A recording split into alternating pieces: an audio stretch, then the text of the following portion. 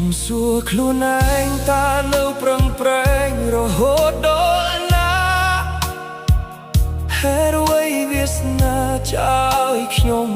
ជួបតែរឿងនេះក្រឡេកមើលជុំវិញខ្លួនគ្មានអ្នកលួងលោមពេលមានបញ្ហាមានតែភាពឯកាដែលជួយប្រឹក្សាពេលនោះអ្នកឯងរយលៀនបញ្ហារយលៀនឯកាតើមានអ្នកណាជល់ពីខ្ញុំឬមានតែយំទៅអាចឲ្យខ្ញុំបានធូរចិត្តនោះស្នៅក្បែរកាយប្រែហាក់នៅឆ្ងាយមិនដូចនៅចិត្តនេះឬជីវិតនេះឬរឿងពិតពេលជួបបញ្ហា